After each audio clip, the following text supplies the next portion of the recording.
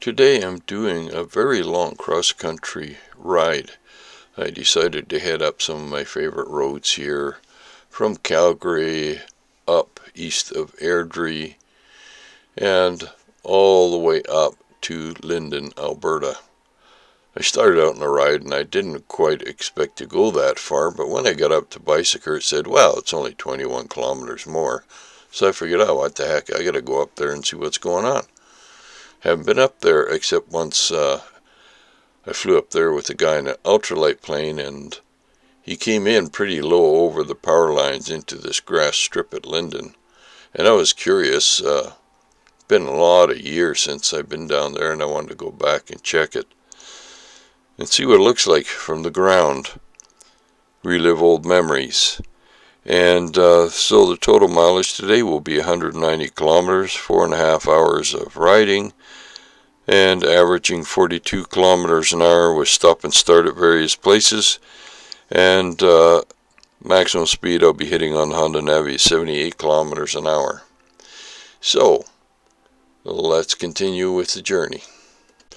So here's a map of where I'm going today. I'm starting at that small pond on the lower left side, and I'm going to head up Métis Trail all the way up to the 566, turn right, and then hang a left and head up towards Linden. So from this pond here, I'm going to head over onto Barlow Trail, and then I'll head north, take a right on 128th Avenue, and we'll go all the way over to Métis Trail. So this is a nice little pond. I like to come here every now and then, look at the ducks, and it's just a nice little quiet park with a pathway that goes all the way around. A lot of people drive out here and they park at the entrance and go for a walk around there. It's also right near the auction house, which is just on the north side of the pond. So it's a cool little area. The neighborhood, 60 kilometer an hour. This road here is actually 50 kilometers an hour. Once I get turned left on Barlow Trail here, it'll go up to 60 all the way over to Métis Trail. So that's well within the capabilities of the Honda Navi. And that's what makes the Honda Navi so useful for cross country, is that it's actually not that slow of a machine. Yeah, although it only gets up to about 80 kilometers an hour, maybe slightly over sometimes. For backcountry roads, it's plenty fast enough. A lot of these roads I'm going to take today have very low traffic, and I go out and see the country and enjoy nature and just enjoy the sun and the warmth today. It's been rainy quite frequently in Calgary the last few days, which has been rather disappointing because I wanted to go out and get some rides in, but it was raining. Even tonight it was thundering too, so that doesn't exactly help me very much. And we're turning right here onto the 128th Avenue over to, this is a newly developing area. They're putting in, looks like a gas station off to the right there. And off to the left, there's a lot of undeveloped land yet. They put in some streets, and nothing's there yet. A lot of them are blocked out because people were using those streets to dump their garbage. And so we definitely don't want broken glass and stuff up there. So the Navi's cruising along at 60 kilometers an hour here, quite easily without even breaking a sweat. And that's the thing about the small motorcycles. They do get excellent gas mileage, but on the Honda Navi you have to make sure you're carrying gas. And today I've got a full 1 gallon jug of gas and one that's got about a liter of gas in it. I fueled up just before I left, and that took about 3 liters of gas, so I've got more than enough gas to do the entire trip without ever stopping at a gas station. And I've upgraded the Honda Navi, you can see with the Pro Taper foam bar there. I didn't like the idea of having a steel bar going between the handlebars there, and it can be quite painful if you actually hit it with your head or something. So I just didn't like the idea of not having some protection against that. I suppose it makes the handlebar a little bit lighter to build and that sort of thing. So this is Métis Trail here, and the maximum speed will be 70 kilometers an hour, and then as I get close to the overpass it's going to drop down to 60 and then back up to 70 again. So once I get up to Costco, I'll be making a right. And that highway starts out at 80 and then it goes up to 100, but if I hit it during daytime here, not around rush hour time, and I should be able to get up there without much problem at all. I'm going to take the first left anyway once I get up there. So we just got to wait here till the lights change, and I've been fiddling around with the idle speed on the Honda Navi. Now the manual says get it to idle at 1700 RPM, and if I do that, once it gets really warmed up, it'll go up to like 1850 or something like that. It's just crazy high. If I set it so it's idling around 1300, it seems to be more of a reliable idle once it warms up and I get it off the choke. But today I had it set at 1700 RPM idle, and it was a little bit cantankerous to get started first thing in the morning. And you know when you have the idle speed set too high, because when you rev the engine it takes a long time for it to come back down to the slow idle speed. So here we go. Nobody behind me, I can take my time making a left here. This is quite a sharp turn on the old Navi. And immediately I've got to get up to 70 kilometers an hour. And as soon as I get up 70 kilometers an hour, of course, it's going to drop down to 60. I just don't get why they put highway signs like this. It would have made more sense to put the 60 kilometer an hour before where I turned off, rather than have people jackrabbit start to get up to 70 and then have to slam the brakes on to get back down to 60 again. It just doesn't make any sense. But anyway, I've got my phone on the right handlebar there, and that's recording the route. It's got a map on there. I've ridden some of this route before, and so I basically just have to follow the lines on the map. It really helps to remember where I'm coming up to my turns, and so I'm having a little trouble here trying to figure out where the camera's actually aimed, because it's got a screen on it, but I can't see the screen, and it turns the screen off after a little while here, and that makes it difficult to try and aim because the screen isn't that bright, and you basically have to be in a shadow or in a room. It's dark to be able to see it, and that doesn't really help me. So yeah, we're heading north of Métis Trail, and trucks ahead of me there are a little bit slow, so that's good for me. I'm keeping up pretty good with traffic, so the Navi handles it pretty good up to about 70 kilometers an hour. You can't get 80. I usually get up to 82, and that's where the electronics say you can't go any faster, it's too hard in the engine. So this is a railway here. Usually a lot of people slow down. I had to be kind of careful how I pick my location where I cross this railway track, because there are some big potholes here. And so there's steel bars that go across the bump here, across the railway track, and if I can hit that one, there's one right there, that's the one, then I can avoid the worst of the big potholes going across the railway track.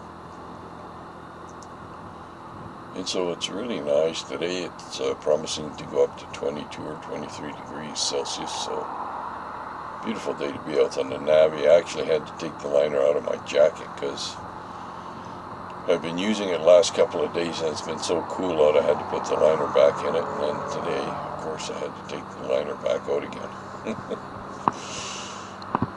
You never quite know in Calgary what the weather's going to be like. A lot of warehouses down here. And yeah, big CPX truck probably going to pull off into right there somewhere.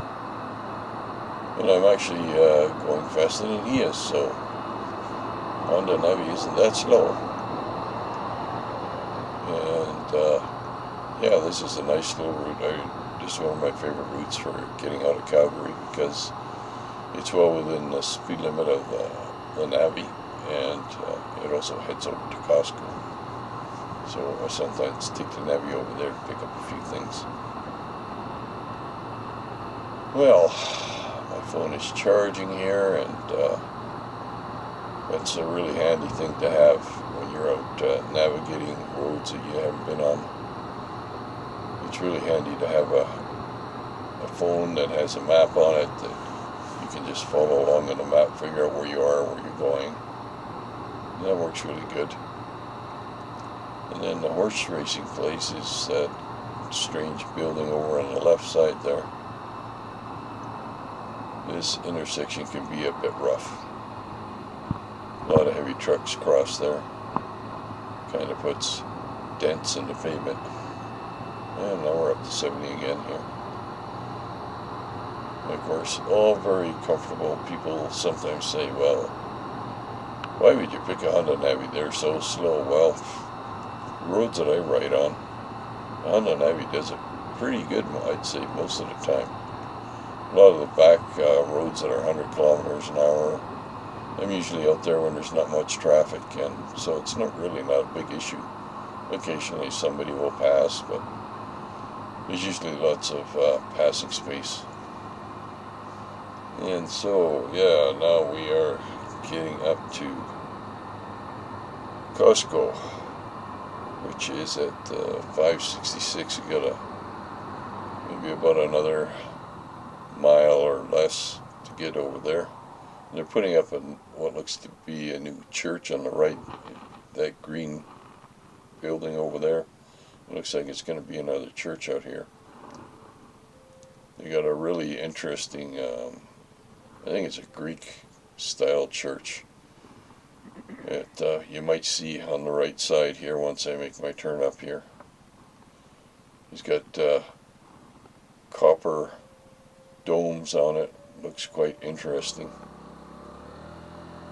And away we go. Of course, I'm in the left lane here because the right lane's gonna peel off, and I want to get up here, and I was thinking of actually going straight through up towards Airdrie on my 30-kilometer-an-hour section of neighborhood road. But at the last second, I'm going to make a right here instead. Nobody's behind me anyway, so not a big issue. There's not much out here. Not many people out here driving right now. And this is kind of a busy highway here. But for quite a distance, it's 80 kilometers an hour before it goes up to 100. And I'm going to turn off before that. So, yeah. Nobody's behind me, and I'm going to make a right here onto the 566. And, yeah. Here we go. And off to the right side here, a bunch of warehouses, and there's an interesting looking church down there on the right hand side. You might catch it. I'm going to make my left turn at the first light up here.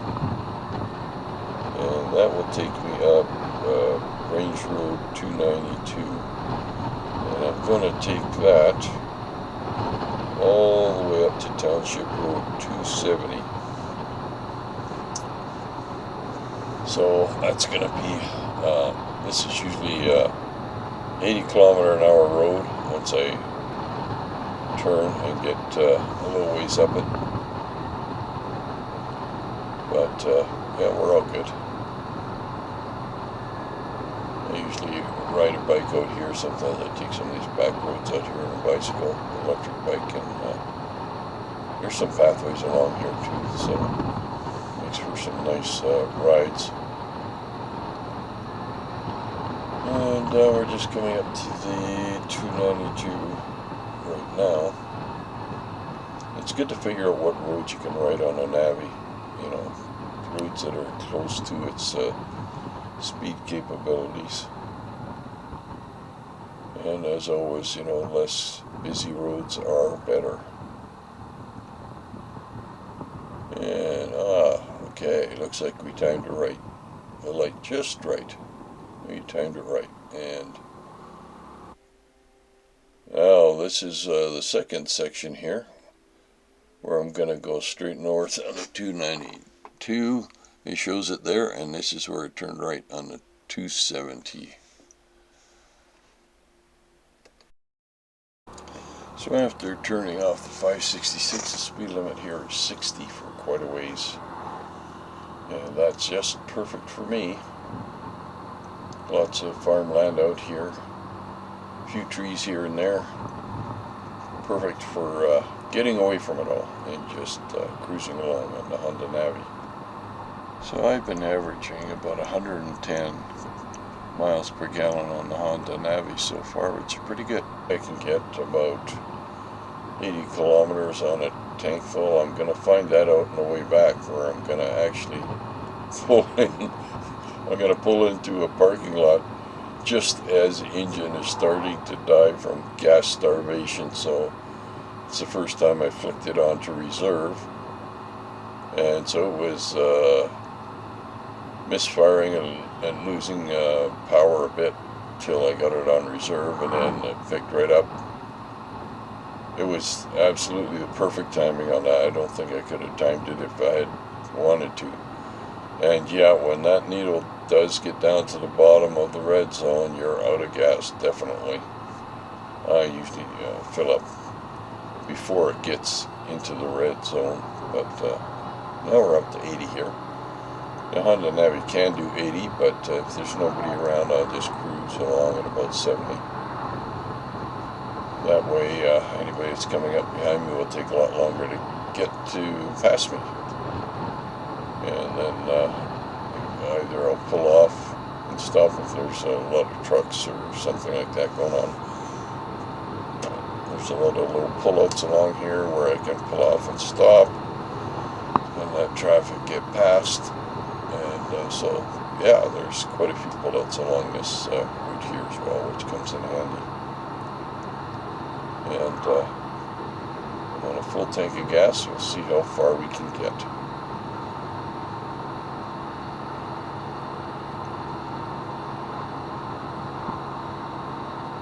Oh yeah, I forgot to mention, I'm actually going to be going up past Airdrie Airport.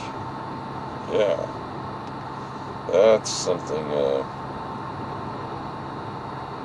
interesting. Once I get up to Township Road 270, not long after I turn right, it'll be the Airdrie Airport. And actually, I'm going to go up here, and I'm just going to pull out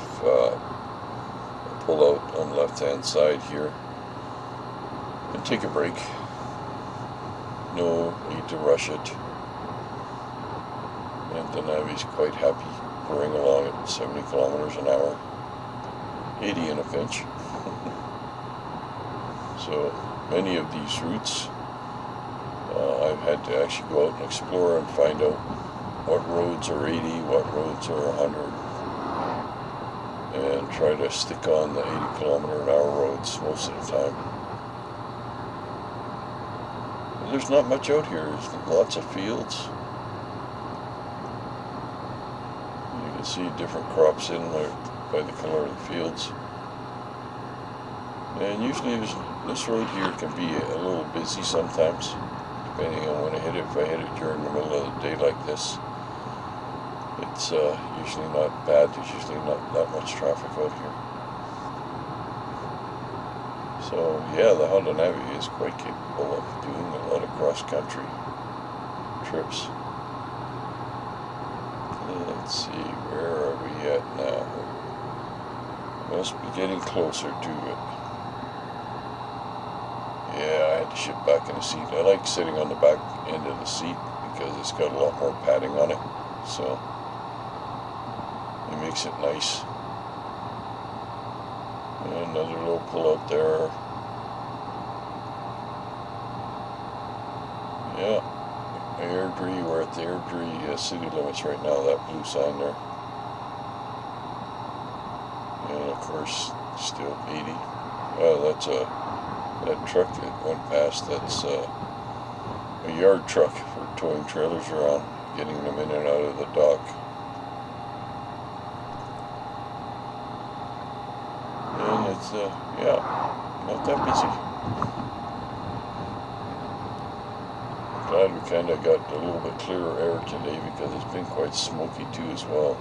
I think a lot of that rain has helped to clean out a lot of the smoke out of the air, so I guess we should be grateful for it.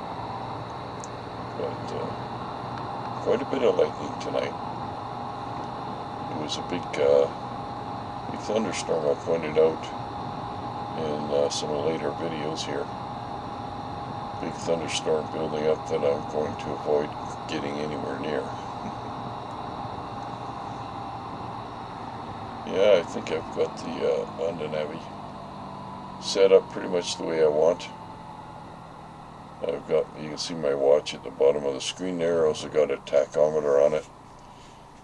And yeah, this is the pull out here. I'm going to pull in here and stop and wait for some traffic before I head on. So I'll say goodbye now, and there you go. You can see my little tachometer, the little blue thing on the gas tank when I turn here. And my Kimimoto saddlebags. There you go. You can see it there. A little tachometer came in handy.